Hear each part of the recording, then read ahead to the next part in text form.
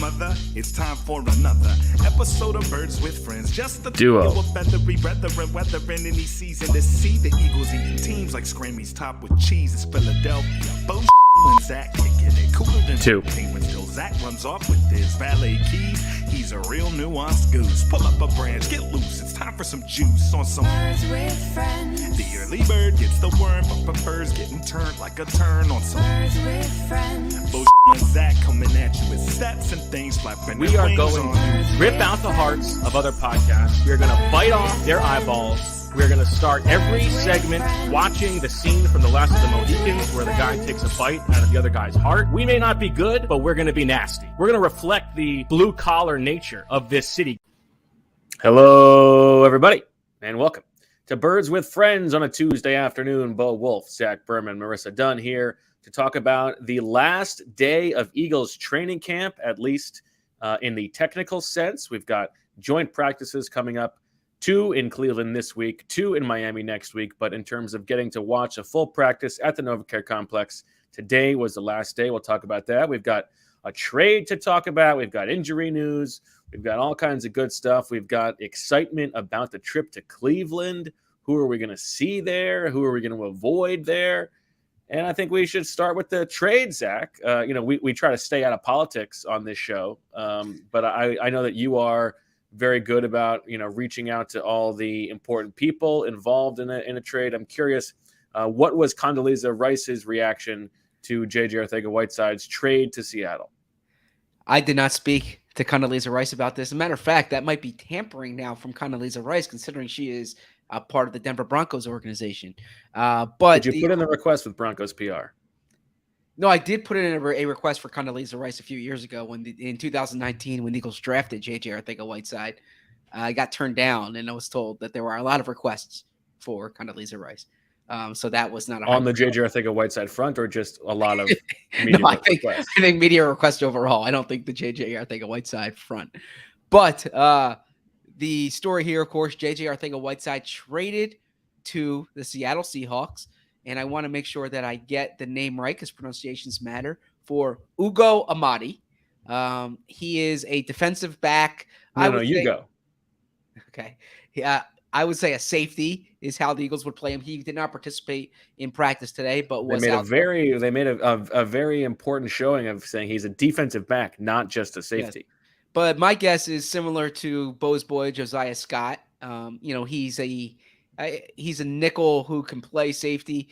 I heard when I asked a bit last night about him that probably not what you want as your top slot guy, but fine backup. Look, the Eagles got something for JJ here. Now, I have seen in some circles this was characterized as like a heist by Howie. I will say that reports were saying that Seattle was planning on cutting him, right? So this Correct. was simply, I shouldn't say simply, this was the Eagles getting someone who they clearly had interest in without having to go through the waiver wire process in order to do it. And JJ was... Yes, he is by no means guaranteed of being on the team. Yes. JJ was not going to make the Eagles roster. I spoke to him on Friday night after the game about that transition from wide receiver to tight end. Never got to write that story, but he told me he gave me an answer to which Eagles going to have a big season. So you will get to read that at some point down the line. I look forward to that. And do you? I'll say this regarding J.J. Arcega-Whiteside. We all know a draft miss for the Eagles, right? That's clear. It's a sunk cost at this point, and the context of the receivers drafted behind him, whether it's DK Metcalf, as Jeffrey Lurie pointed out, Terry McLaurin at the owners' meetings, he mentioned that McLaurin was the best one from that group. JJ, the Eagles thought he was going to be something that he wasn't. They were hoping he was Alshon Jeffrey's replacement. Didn't have the same type of, they thought the catch radius and contested catchability would translate to the NFL. He struggled to get separation. But the thing that I'll say regarding JJ is this was never an issue of like desire or work ethic. Or attitude. He was respected within the locker room. He was someone who cared, who tried. This was a matter of talent and fit. It just didn't work out in Philadelphia. Yeah, it's not his fault that they picked him. It's not his fault he was overdrafted. No, but I'm saying it's not like a Danny Watkins situation where, there are times when you draft somebody, but they missed on the person. Danny catching a stray. I don't think the Eagles missed on a person here. I think the Eagles missed on the player here. Yeah, I think that's fair. Yeah. They missed pretty big. But yes, they did miss big, and as I pointed out, and a credit to Bo and Shield here, that we had the story last year on the inner workings of the Eagles front office and some of the decisions that were kind of focal points for the disconnect, if you will, with different silos in that front office, and the Arcega-Whiteside draft decision was viewed as one of those decisions. Now, it's revisionist history to suggest that if not JJ, it would have been DK Metcalf, as we documented there. And I believe as Jeffrey Lurie touched on, it would have been Paris Campbell, right? And the Eagles went with a different direction there. They went with JJ. And I do think we make too much of those individual decisions. Like every team is going to miss on draft picks in the first and second round for sure. It's more the process. It's the fact that it's a red flag. It's not good if you have two wide receivers on the board who you're deciding between as the clock is going down. That's a decision that should be made going into the draft. That's the frenetic chaos that needs to be weeded out, not the you took the wrong guy. It's let's have a better process here. And obviously that's a story that makes its way back because people are always going to point fingers about missed decisions, and they'll say that was Jeffrey Lurie's pick or Howie's pick or the coach's pick. But the fact that it's not lockstep at that point, that early in the draft, you shouldn't be having those debates, especially within a position group. What are we doing? Now the fascinating what if is not necessarily what if they had taken DK Metcalf, but a player that they really liked that year was AJ Brown. And what if they took AJ Brown with that Dillard pick, right? They did not expect Dillard to be there on the board. What if Dillard didn't slip, they stayed where they were, and they take AJ Brown in the first round? That would have been 8 picks higher than he went or thereabouts. But man, that's one of those that changes the course of history for the Eagles. That's true. That is good. That is a good what if.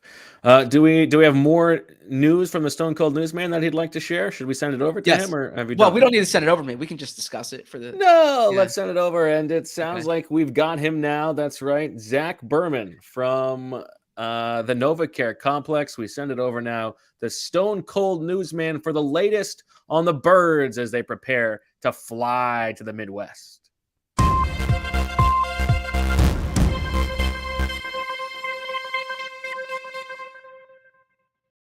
The Eagles finished practicing at the NovaCare complex on Tuesday with a key player missing. In addition to some key players that had been missing, this was Miles Sanders, running back Miles Sanders, who missed practice on Sunday with what the team termed leg soreness. Today, it is characterized as a hamstring injury. And what's notable here, we don't know the severity of it and don't want to compare it to hamstring injuries of the past. But for the sake of context, Miles Sanders had a hamstring strain in 2020.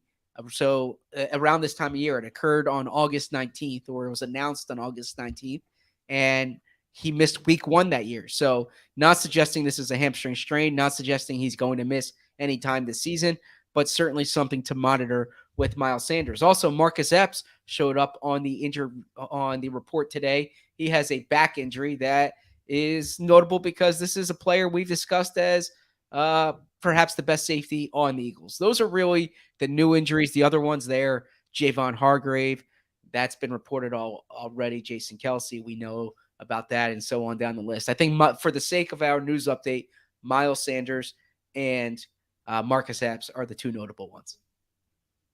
Back to you at the booth or at the desk. Thanks, Zach. Are these guys looking forward to lining up against a different team in Cleveland? They must be getting tired of hitting guys in the same jersey. For the first time this summer, they are going up against a team with a different color uniform, right? That's right. Because as you astutely pointed out last week, even when they played against the Jets, they're still hitting someone in green and white. Finally, they're going up against brown, orange. You can't get two more attractive colors together than brown and orange, right? And the quarterbacks wear red there. Is that right? Okay. Yes. Yeah. Some teams, like for instance, in Kansas City, they wear yellow. But what was that? What was that? It was a video that popped up on my screen. Marissa's got a side hustle. She's I either was working trying on to pull something else or something up. not paying any attention at all. And I was trying to pull watching something up else. because I was just there and I'm pretty positive it's red, but now you're making me second guess. So you can continue, Zach. Yeah. No, I was ceding the floor to Bo here. I wrote this down in my notebook to ask you, Zach, so I'm glad you brought it up. Hamstring. What is the funnier picture? Is this what you wrote down to ask me? Of hamstring. What's funnier, like a piece of ham on a string or a piece of string made out of ham? I don't know. A piece of ham on a string, I suppose. I don't know. Yeah. Hamstring. It's kind of a funny word. Yes. You're hamstrung by this word here. Don't you think it's a funny word? It's a word that I use frequently. I probably thought it was funny 20 years ago. Wow. Now, you're saying I have a child's sense of humor. So I was right. It's like an orange the quarterbacks are wearing. It's like not really okay. Like interesting. I would say it's more of an orange hue than a red hue. But so the we're not gonna, we're gonna give you all the facts here. So the offense and defense wears brown and white. Brown and white, yes. Brown. Okay, yes. That makes sense. Mm-hmm. And Marissa, where do you Offense fall on the hamstring discussion? I don't know. Maybe hamstring. The second ham on a string. Ham on a string. One. Yes. Yeah, that's funny. He pulled Never really thought about it. He pulled his hamstring. He's been pulling that ham on a string all over practice. Nothing? Nothing, Zach? There's a lot to discuss from practice today. All right. Are you worried about the Miles Sanders thing? I don't have enough information yet to be worried about it. I hope we get more information. I'm somewhat skeptical how much information we will get on it. But certainly, whenever you're talking about a hamstring with a running back, it's not something that just set aside, right? That's a position where hamstring injuries can linger. Now I'm thinking about the word. Right? Yeah. Yes. So today is August 16th. If I set the over-under at August 19th, will the Eagles sign Jordan Howard before or after that? Oh, well, I mean, I don't think that's on their radar, like, imminently. You don't think so? No. Do you? Okay. I mean, perhaps. I feel like it's always on their radar. Lingers. I feel like he like lives under Howie's office. Like he always lingers. I think under his desk. I think that the three positions that I would be watching the Eagles adding going into the season are running back, tight end, and safety. Correct. I think safety is more like a top of the depth chart thing. If there's a guy they see as like a potential starter, I think that's a market they can entertain. Running back and tight end, that's more fortifying the depth chart. And I could see that whether it's as the 53 approaches or even before then. During this show, we're probably going to get an announcement on the cuts that the Eagles need to make to get to 85. They have 3 more to go today. Correct? Any guesses? I don't want to predict the demise of a player's employment here, right? I mean, I do have guesses. But, okay, let's hear it. As I said in the past, I am more sensitive about this topic ever since teaming up with Marissa on this pod. That's so sweet, Zach. Yeah, but you have a job to do too, No, it's understandable. But I look, we always talk about players cut, players traded, and that kind of thing. But I don't want to be the one who's like, I think this guy's out, right? So you have a job to do, and you have listeners. So who do you think? I mean, some of us can like celebrate correctly predicting who's going to. I'm not saying. Wow, that's a joke. I'm not saying tell us who you think should be cut. I'm saying who you think will be cut. Slightly different. Sure. Okay. I'll go Jared Williams.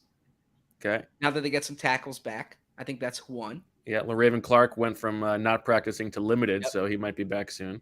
Yep. If they're going wide receivers, I would say either Lance Lenore or Devin Allen. Probably Lance Lenore there.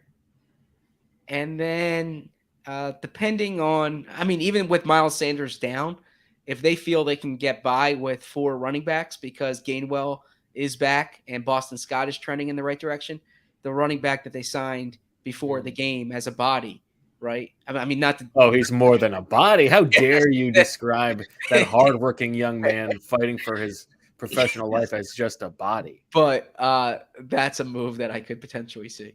Yes. Okay. I think. What about you? I think Mario Goodrich could be on. Ooh.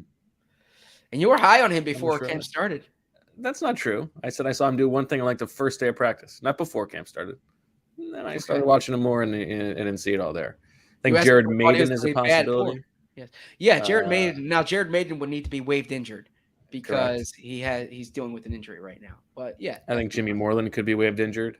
I think they were hoping Jimmy Moreland turns out to be more of a player.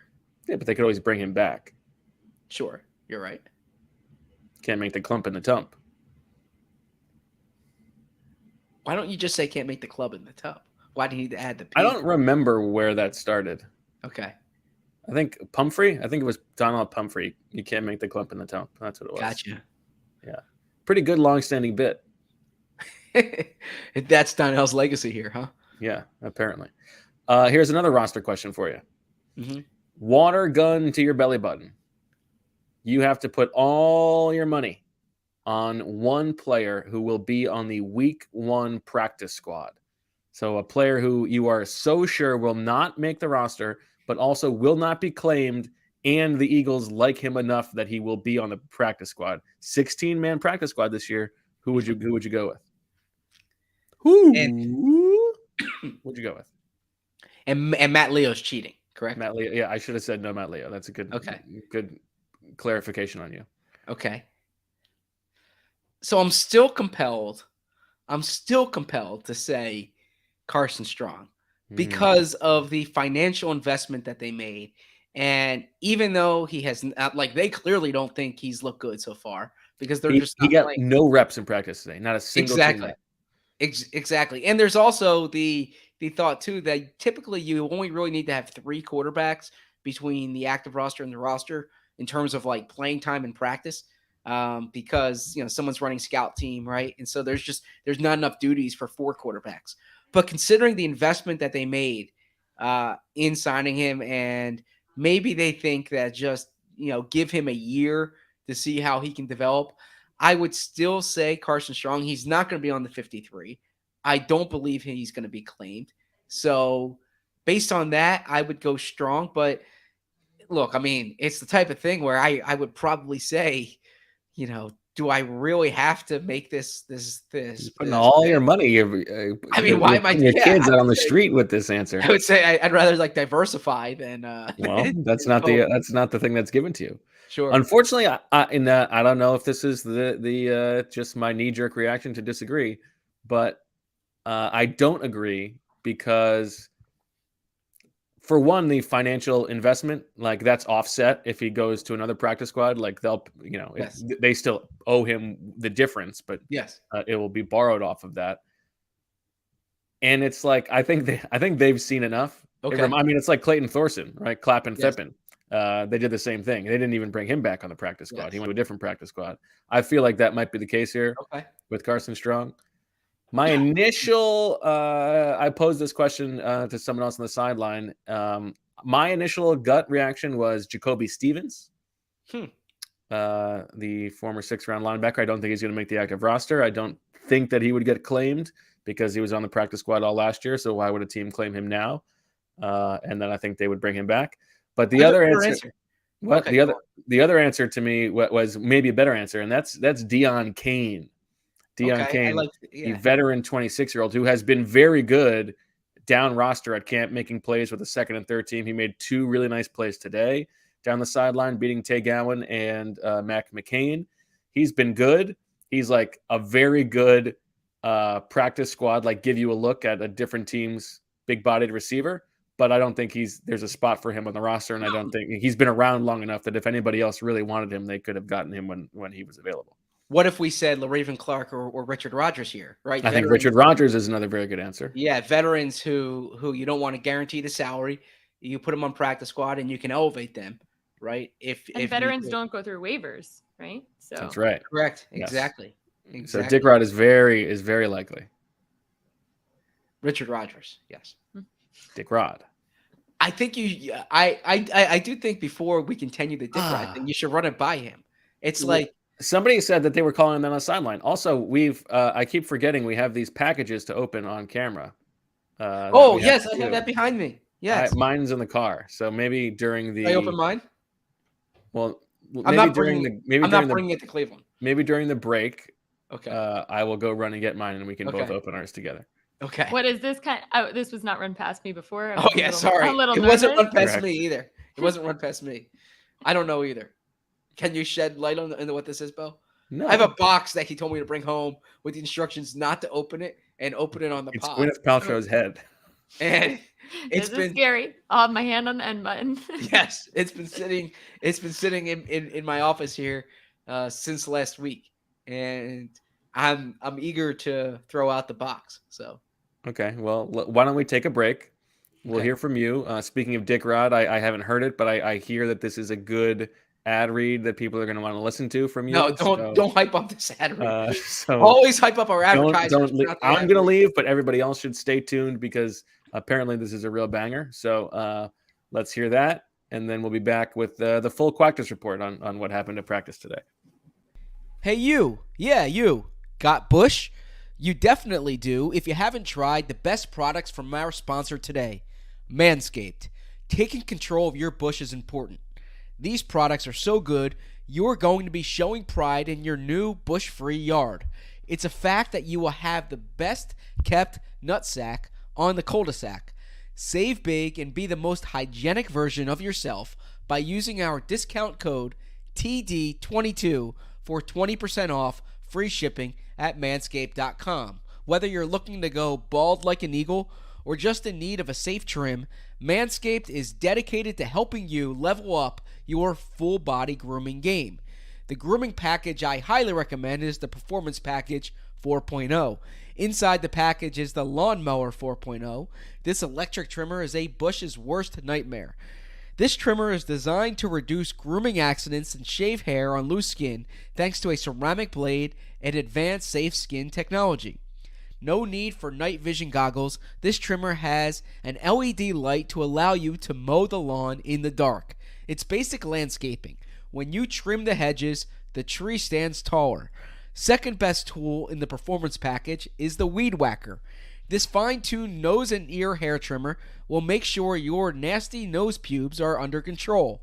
Instantly add some pep in your step with the Crop Preserver Ball Deodorant and the Crop Reviver Spray-On Testy Toner. With a performance package, you get 2 free gifts: the Shed Travel Bag and the patented high-performance reduced chafing Manscaped Boxers. They have a bunch of other products on their website to help you maximize your confidence and grooming game. Get 20% off plus free shipping with our code TD22 at manscaped.com. Kate Bush may be trending at the moment, but your bush needs some help. That's 20% off with free shipping at manscaped.com and use our code TD22. It's time you level up from the Amazon to the Amadong with the ultimate bushwhacking tools from Manscaped. We all know that working out is important, but have you ever worked out for a few days and then you just get bored of the same workout? Well, that's where Peloton comes in. They'll keep it fresh. Peloton has thousands of on-demand and live classes ranging from cycling and strength training to yoga and running. This is your opportunity to experiment with new types of movement in a totally non-judgmental space at a level and a pace that feels good for you. If it's not fun, why do it? You're more likely to stick to a fitness routine if it's something you enjoy, which is why Peloton instructors make every workout feel like you're hanging out with your friends. And because nothing gets you moving like a perfect song, every Peloton class is set to a playlist that will make you move. In the mood for a ride full of club bangers, an EDM run, a yoga flow class set to soul music, whatever you're into, you'll find the perfect soundtrack for your workout on Peloton. With thousands of classes live and on demand, you can find a workout that fits into your day. Maybe you're looking for that 10-minute upper body stretch between calls or a 30-minute run before bed. Peloton works with your schedule wherever you happen to be, at home, at the gym, at football practice, you name it, the schedule works around your life. Motivation that moves you anytime, anywhere. Try the Peloton bike or tread risk-free for 30 days. Learn more at onepeloton.com. New members only. Terms apply. All right, back on Birds with Friends. Bo, Marissa, and the Bushman, Zach Berman. How are you? Bo, please do not say that. I took one for the team with that ad read. I would like it to certainly not get a nickname from this. Zach, you crushed it. You absolutely crushed it. So shout out. By the way, I want our audience to know I texted Marissa and Bo, and Did I read Marissa, what you said? Yes. Okay. Zach texted and said, and I quote, "It's like Bo wrote it with the puns. I just read it as written, but people will laugh." You said, "Is this for real?" You thought it was a joke. It is serious. Yeah. Yeah. I wanted to make sure other people in the company were doing this, because I certainly don't want to get a Slack message later about something, and I'm like, wait, I thought everyone was doing this. Right? I would never do that to you, Zach. Okay. Yes. Shout out to Manscaped for sponsoring a bunch of our podcasts this week. So we appreciate it. We love all of our sponsors. Yes. Zach, let's do the reveal here now. My son watches this thing on YouTube, Ryan's World. Are you familiar with it? No. And they do it's all just this kids opening toys. Yes, right? exactly. Yeah. Nice. And they're making millions of dollars to open toys. So he always says to me, he says he wants to do an unboxing. And so this is the first time I'm ever doing an unboxing. Yes. So you will remember during the 5th annual Osprey Awards that Sheil, or whatever his name is, opened up a gift from DFOP Noah Becker. Yes. Well, he was not the only one who received one of those gifts. You will be receiving one, and as will I. So why don't you go first? Okay. It's an Eagles uniform. Wow. Hold it up. It is a Noah Ellis Eagles jersey. Wow. It's signed. Signed. That's it red. Is, that's it is that's an retro. Adult, it is an adult 3XL. Well, it's his jersey. Yes. And it's wow. Okay.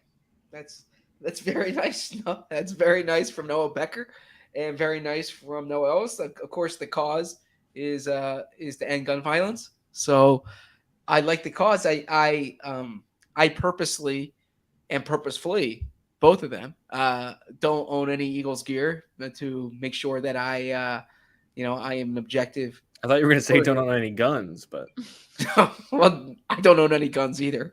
But this for the purpose of this podcast, I think you should share people in on the Noah Ellis. Well, let it serve as a reminder that Noah Ellis has a brother on the team. Yes, Christian. Yes, Christian. Oh, I didn't connect those dots. Okay, yeah, because I failed to get the brother. Wow, Noah Becker, man, what a defop. That's right. Now, perhaps I caught wind of the Noah Ellis injury, that he was going to be wave injured before camp, and so that I didn't want to share. Perhaps, yeah. Perhaps, yeah. Judging by some of the ways you tried to talk yourself out of it after the fact, I don't think that was the case. Fair enough. All right, my turn. Maybe this will settle the debate once and for all as to who Dick Rod belongs to. I like that. For our audio listeners. And you'll notice here it's signed Dick Rod. Is it really? No, No. I don't know. I can't read it. Okay. So there you go. Thank you to Noah. Real quick, credit to Bo Wolf here. Okay. Nobody does the 53-man trim down better, and nobody does the 85-man trim down better either. The Eagles have waived injured 3 players. Can you tell me who those 3 players are? Well, Jimmy Moreland, since we just talked about him. Yes. Literally the one we said they would have to waive injured. That was Moreland, I thought. No, that was somebody else. Oh. Jared Maiden? Yes. And then the third one is the guy we discussed. We didn't know that the Jared Williams?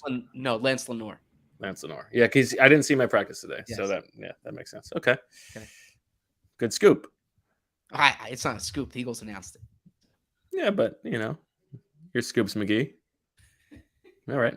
All right. Let's get to what actually happened on the field today, since we haven't really talked about that yet. Oh, wait, we do have some big news. The Broncos have cut Travis Fulgham. Well, sorry, Bo. Maybe a reunion? It's okay. I don't think so. I don't think that's in the cards. That went well with last summer. Yeah. I don't think so. Tough fall for Jimmy. They get the Tim Patrick injury, so you'd think there'd be a bit of an opening, but not a training camp guy, Travis Fulgham, turns out. It will always have October 2020.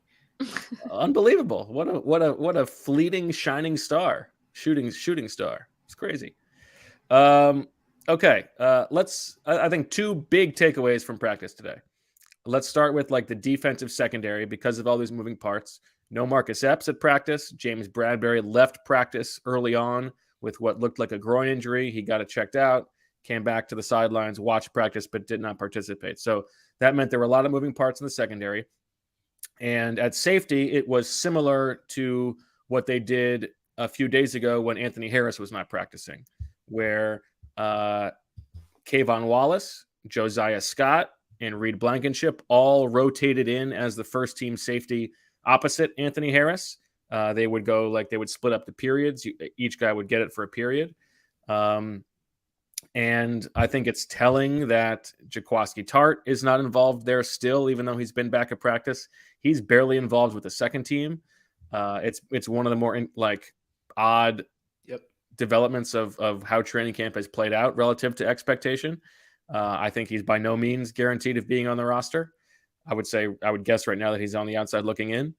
But to your point of the Eagles probably keeping a close eye on safeties and maybe wanting to make a trade, depth wise, you might not think maybe it's nitpicking to be worried so much about safety depth, but if Jaquiski Tart's not going to be on the team, then after Anthony Harris and Marcus Epps, and who knows what the deal is with his back injury, you've got Kayvon Wallace, who has underwhelmed this summer in year 3 as a 4th-round pick, Josiah Scott, who is new to the position, Reed Blankenship, who, as much as I have the crush on him, let's not get ahead of ourselves and pencil him in as a number 3 safety in the NFL. You've got Maiden, who they just released, and I'm forgetting one person. Well, I guess you've got Amadi, who could be involved there, but it's not great, and it's the one real trouble spot on the roster. I agree, and excuse me, I've been looking around to see what safeties would be available. I know Bo's doing the look around face for our audio listeners. I like to give a little bit of physical comedy for the you're like Sebastian Maniscalco. Yeah. Well, I'm a big fan of comedy, so I'm a big fan of Sebastian. As is Marissa. Yes. Absolutely. I prefer the Sebastian from Little Mermaid. Okay. That's right up your alley. Wow. Now I meant like musical theater type thing. So I don't think I can do my Sebastian impression. Probably problematic. We were talking about safeties, and I know that the pipe dream for Eagles fans is Jesse Bates. That would surprise me because I don't think the Eagles would give up the draft compensation for a player they can't extend long term, right? And you can't sign him to a long-term deal right now. Also, I don't know what their evaluation is of Jesse Bates. But I think that if you are looking for a player who either, a Jalen Reagor type who was needs a change of scenery, or even like a Ronald Darby type, where we saw this in 2018. I'm sorry, 2017. He was entering the final year of his contract, and they weren't, the Bills weren't going to re-sign him, and so that's why he was available. So a player like that, a player who's in the last year of his deal, I think those would be the profile of players. I don't think they're trying to find a number 4 safety. I think if they make a move at that position, it's someone to really push Anthony Harris for Anthony Harris's spot on the top of the depth chart. Yeah, I think that's right. Looking at it would be the 2018 draft or 2019 draft. Guys who are on their final year of their rookie deal. 18, right? 18. 18. Now the best case scenario, like the dream scenario, the guy who I could see them giving high draft pick compensation for if they could re-sign is Derwin James. I just don't see why the Chargers would trade Derwin James because he's an elite player and they want to keep him. He has the holding going on now. Oh no, so it'd be 19. It would be 19 for non-first round picks. Yes. Yeah. Okay. 18 for first round picks. Right. Who guys are on 5th year. Is Nasir Adderley available? Probably not. I don't think so. I mean, Harris. This is great Mike Edwards right now.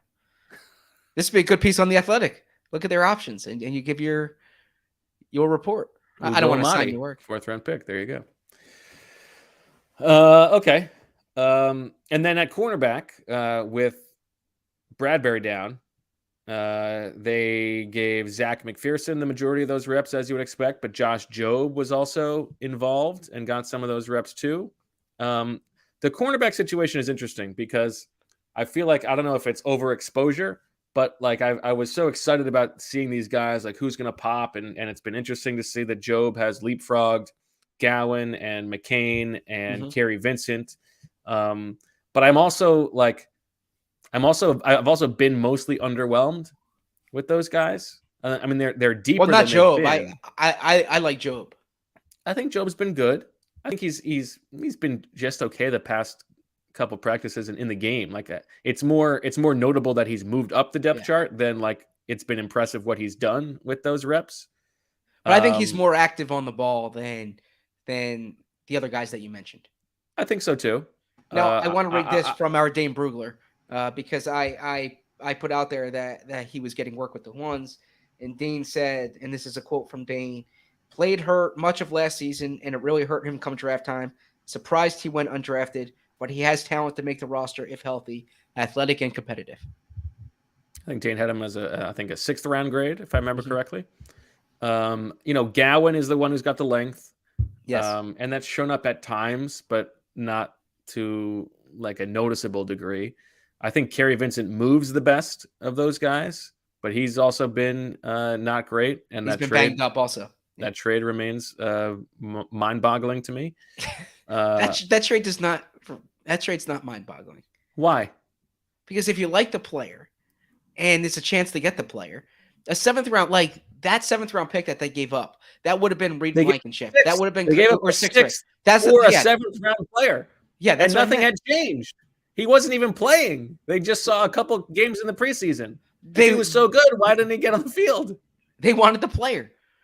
Like that's the thing. If they want the player, that pick could have been Reed Blankenship this year. It could have been Josh Jobe this year. It could have been like a 6th, 7th round pick. A lot of the guys the Eagles are giving these bonuses to are players they had draftable grades on. So if there's a player that you like, I don't mind giving a late pick for a player that you like. You get the player. That's what you get. You get the player. You got to care about the value. I mean, I know it's on the margins. It's the end of the draft, but it doesn't make any sense. Like a guy is less valuable the second he's drafted, pretty much.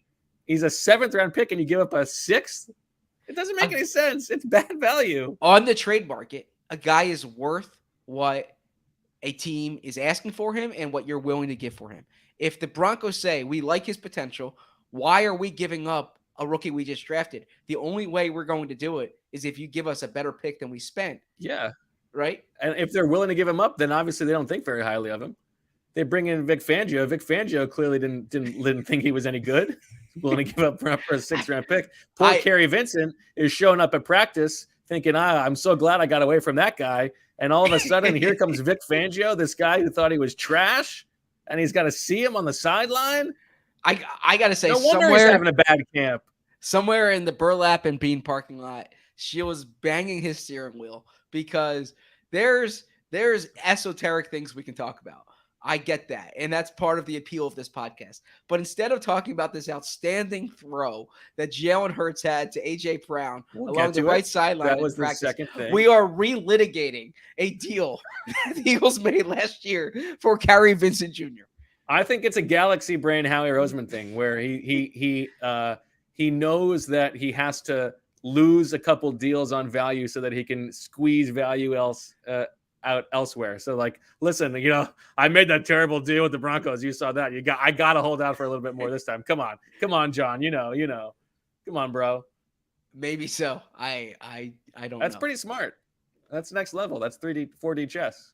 That would be interesting. He's just sitting there in the offseason bored. I need to make a trade. You know what? It's about time I lose a trade so that I don't think Howie's bored. I don't think Howie's bored in the offseason. No, this was in the season. Yeah. Okay. Yeah. But you said sitting there in the offseason. I meant in season. Yeah. Okay. His offseason, basically. Okay. Still makes no sense. So let's get to the throw from Jalen to AJ. Okay, let's get to the late throw. hands, AJ. Yeah, but this wasn't really a late hands situation. Well, yeah, it was late hands if you watched AJ on the play. He didn't pick his hands up until the last split second. Yeah, but this was less of a late. I mean, late hands is like you're like tightly covered. I mean, he's doing late hands, yes, but it stands out when it's like he's tightly covered and sort of surprises the defensive back by the ball being there. This was not that. This was he beat Job on the line, and Jalen Hurts made a nice throw downfield. It was not a lofted throw downfield. It was a you got to squeeze it in there before the safety gets there, and it was a perfect throw. It was similar to the one to Devontae Smith from a couple days ago that beat the two defensive backs who ran into each other. And I know there's been some debate on the sideline about whether that was a good throw or not. I think it was, but he beat Kayvon Wallace, who was coming over, big long touchdown. And Shane Steichen had talked before practice about Jalen Hurts improving his accuracy on those long balls, and we saw it there. Big play. Yes, I agree. You wanted to talk about it. Talk about it. You've been waiting. You said it's 42 minutes since we got to the thing you've been waiting to talk about. I finally bring it up, and you're silent. I thought it was one of the better throws of camp. I thought Jalen. Wow, Marissa. I didn't know if you had more to say on the topic. I haven't read your practice reports yet, so I'm going in blind as far as what stood out to you. This stood out to me as the highlight of today's practice. Is that accurate? Okay. Yeah. I thought it was a good throw, and it's the type of throw where, like, if you were looking for signs in practice that Jalen can become a higher level quarterback, not like just be efficient and consistent. I think that's like the baseline expectation this year, but can make throws that say, all right, he has it. He has what you're looking for. That pass today along the right sideline, that's a high level pass. And I think that would be encouraging to Eagles fans.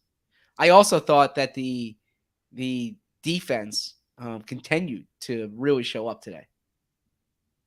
The pass rush.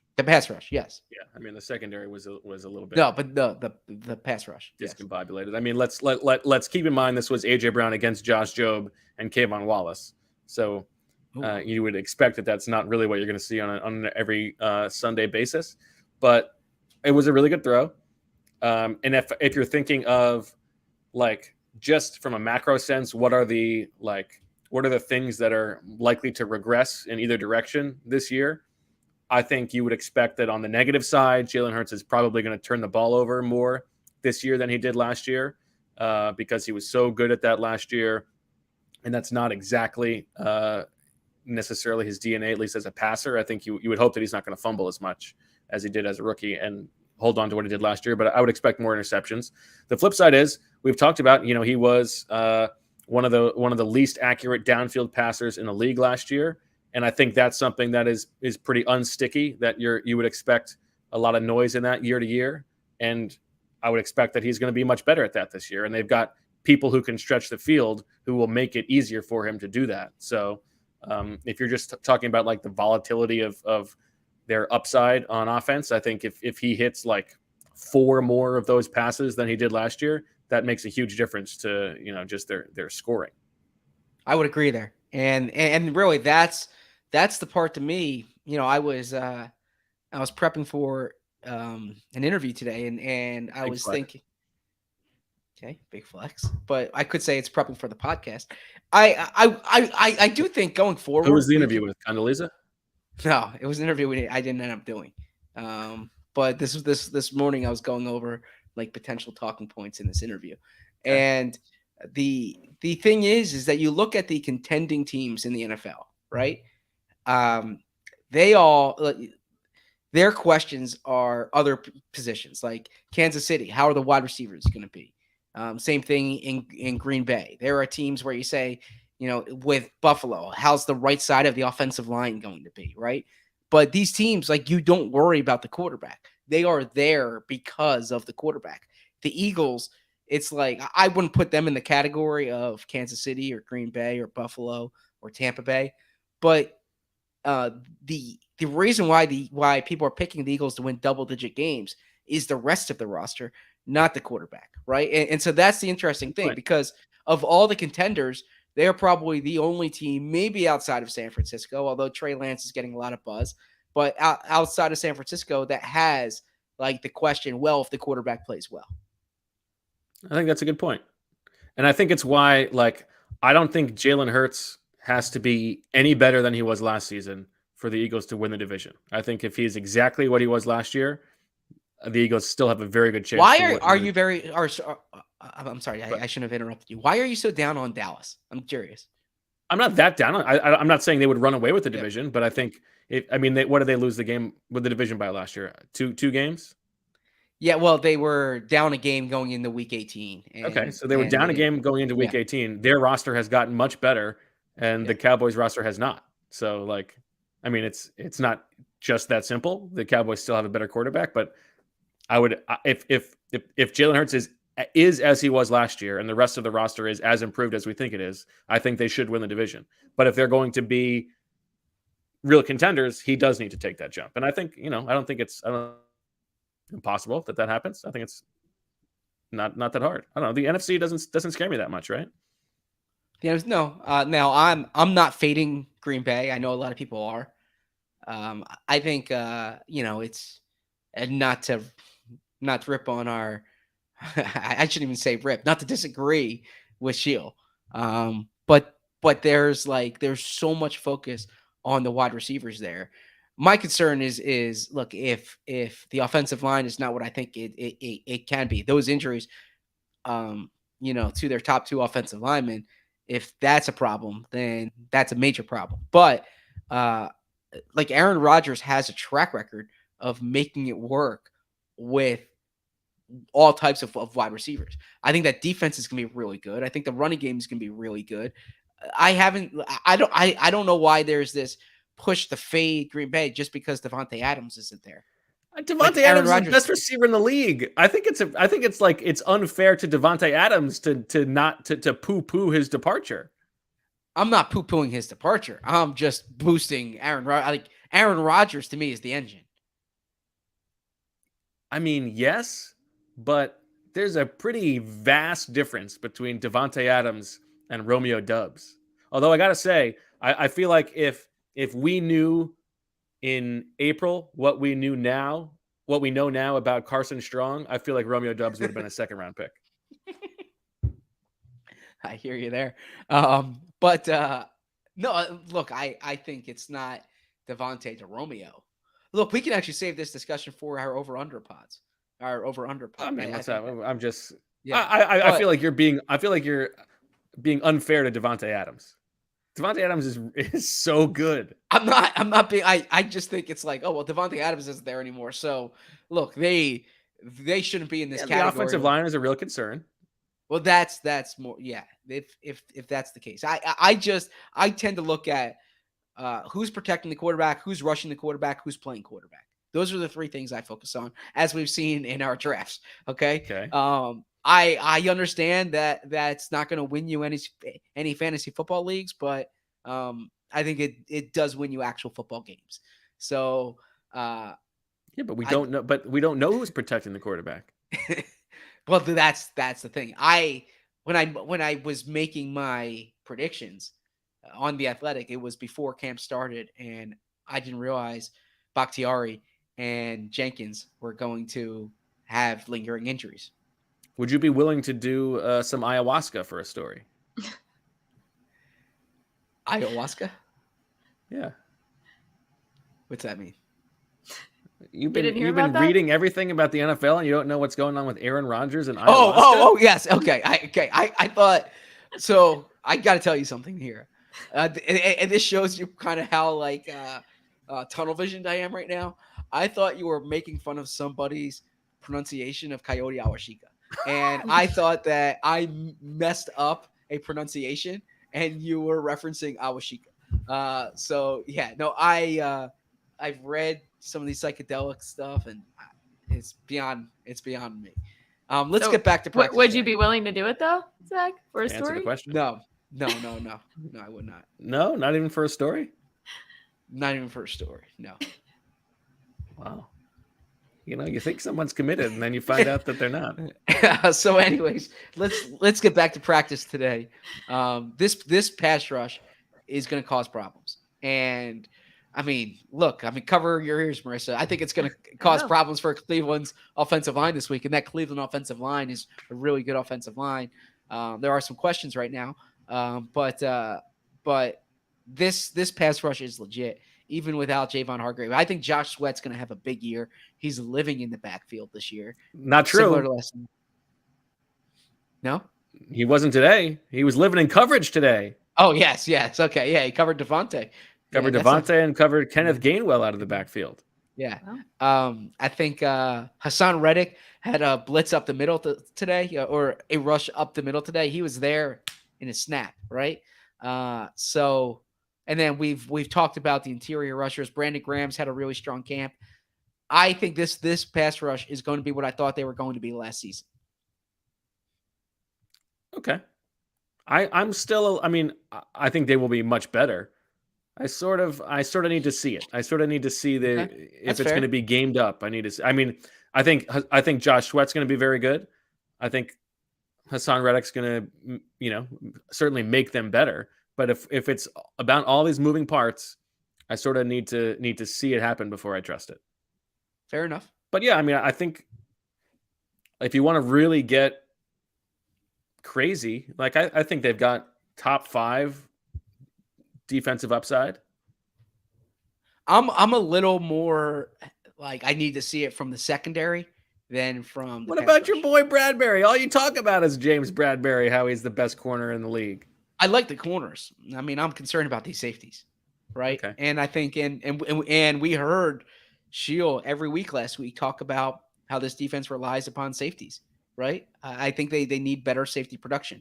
Real quick, I do want to, before we wrap up here, I'm curious, what are you most excited to see in Cleveland? And I'll say, besides seeing Marissa, like what are you most excited about seeing on the field? I've been exchanging emails with Zach Jackson for a story that's going on in The Athletic. I am excited to see AJ Brown against some different corners. Okay, Denzel Ward to see if that travels as much as we expect it to. I'm excited to see their offensive line against the Browns defensive line. Let's get a little Lane Johnson and Jordan Mailata against Myles Garrett. Let's get a little check I can't wait there. for that matchup. I think that'll be fun. Let's go. Aside from Michael Dunn, I think those are the marquee matchups. Yeah, I agree on Myles Garrett. And I think, look, whatever we want to say about Deshaun Watson, he's a he's a high-level quarterback. He's like a high-level passer. And if you think about camp last year, the joint practices, the Eagles really didn't see that type of quarterback, right? At the time, Mac Jones was a top 100 player in the NFL, according to the well, network. the Patriots had this competition going on between Cam Newton and Mac Jones, right? And then the Jets had Zach Wilson. We've seen joint practices against Tom Brady, right? Where I want to see Deshaun Watson against the secondary. I'm curious to see how that goes. Now, I don't quite know what Deshaun Watson's situation is going to be, whether he's going to be with the first teamers, whether he's going to be with the second teamers, whether he's going to be out there at all, right? So there are variables here that we will see. But what is the update there, Marissa? Do we know that? They've been swapping, according to Zach Jackson. Jacoby Brissett has been taking a lot of the reps with the ones. Got it. And so has Watson. But Jacoby Brissett, I believe, got most of them today. You could check all that out on Zach Jackson's Twitter feed or theathletic.com/Browns. Action Jackson. Yep. There's going to be a huge bro hug between Jacoby Brissett and Nick Sirianni, I expect. As there should be. Jacoby Brissett, by the way, to me, was one of the stars of the Luck podcast. Yeah, he had some good quotes. I really enjoy listening to him on that podcast. Yeah. Okay. Anything else? Wait, I'm seeing in the message here. Yeah, you saw Lamar Jackson in joint practices and basically thought this guy was a practice squad quarterback. So that is not accurate. I respect the callback from John in the chat. I said he was inaccurate in that practice. I stand by that. And I think I said that it wasn't a good venue for reading him as a quarterback. He's not a sit back and throw guy. I think that's reasonable still. Okay, Bill Polian. Wow, Zach. That's like the third one today. Sorry. I apologize. The Bushman comes in to whack him. I apologize. That was not right. I'm sorry. Bill Polian, a guest at the Ospreys. Yes, a guest at the Ospreys. So I know we're up against a hard out here. Zach Pascal had some good routes today. He continues to look the part of being a better route runner than we give him credit for. Dallas Goedert was very productive, had 3 catches in a row in the red zone, including 2 touchdowns. Cameron Tom getting some reps with the 2s at left guard. What do you make of that? They're trying things out. They had Jack Anderson at center, but then Coyote came in a little bit later. Josh Sills got the work on Sunday, so they're looking for combinations there. Jack Driscoll got some reps with the 3s at left tackle for the very first time all camp on the left side. That's interesting. If you're going to trade Andre Dillard, you need to feel comfortable that somebody else can play left tackle. So I don't know. Some interesting stuff. The offensive line roster, more up in the air than we might have thought. It's interesting to observe. 2 can you name Cameron Tom's brother? Zach Tom? There you go. Wake Forest. Go Deeks. Wake Forest. I didn't know they were brothers. Getting some reps with the Packers right now. And there were 3 members of the Super Bowl team at practice today. Oh, yeah. Yes, Covey practice, Jeremiah. Yes. Yes. Britton Covey did return to practice. Brent Selleck, Darren Sproles, and Torrey Smith. Torrey. He must have heard us on the pod talking about him the other day. He must have. And I should let everybody know that I asked Zach following their appearance if he could name the players on the active roster who were all on the Super Bowl roster. So there were 3 non-players in attendance, and there were 8 still on the roster. And Zach, of course, wrote the book. He knows the roster forwards and backwards. He was able to get all 8, no problem. But it is true that the last one he got, the one that took him a little bit longer, was Derek Barnett. Nothing against Derek. Derek was a key part of that team and recovered the most important fumble of Eagles history. Yes, you made a very important semantic difference that you think the most memorable Eagles fumble recovery is still Herm Edwards. Yes. So you made sure to needle Derek in some way, but that the most important one is still Derek Barnett. I wasn't needling Derek at all. I liked talking to Derek last week. I enjoy every interaction I've had with Derek in the past 6 years, 5.5 at this point. Okay. He's got a bit of a different look going on up top. Yeah, what's the expression? He as she would say, he came all the way home. That's what he says. Is that what she says, or is that what other? He used a little bushwhacking on the top of the dome. No, he's got it clean. I like it. Yeah, right? he looks good. Yeah, that's. Okay. We didn't do a podcast on Sunday, so we didn't talk about the Barnett Dillard. Yes, stuff up I know we're tight against it. We're gonna end in a couple minutes, but why don't you tell the Dillard story?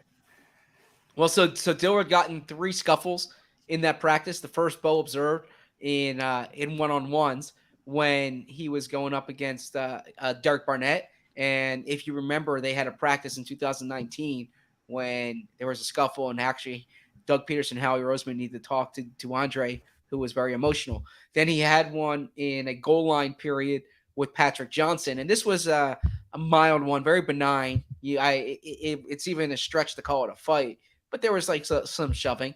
And then there was one in the next series between Johnson and Dillard, and this one was so intense that Dillard's helmet came off. And if you recall, Dillard had just returned back from a concussion, and Dillard went to the side and was speaking with Dr. Arshinoda, who's the Eagles' head or chief medical officer, and then also Howie Roseman came over there, and then Dillard left practice early.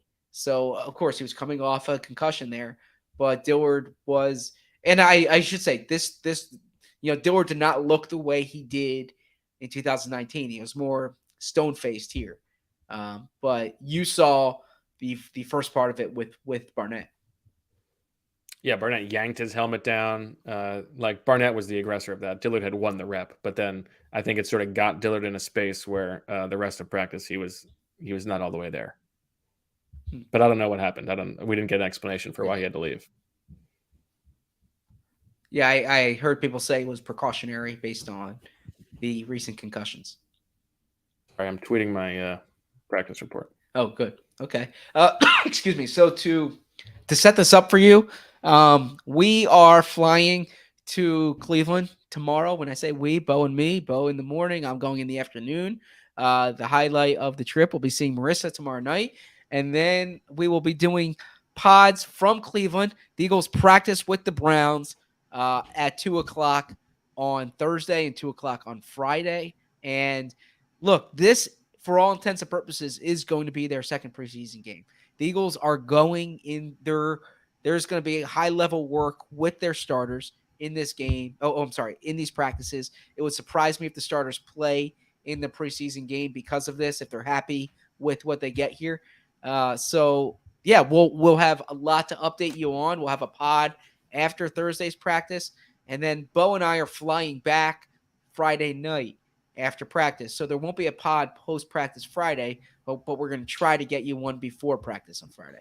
And then on Sunday, we're thinking, since we're not going to be at the game, we're thinking we're going to do a live podcast on YouTube for the first quarter, and then migrate on over to the app for a live room so we can hear questions directly from you for the second quarter. That's our plan at the moment, but we'll follow up on that. So, set your plans accordingly on Sunday. All right. So for Marissa and Elijah and Zach and the Bushman, I'm Bo. Thank you for listening to Birds with Friends. Make sure you download, subscribe, delete, re-download, all that good stuff. Bless you, Zach. Thank you. And as always, we love you.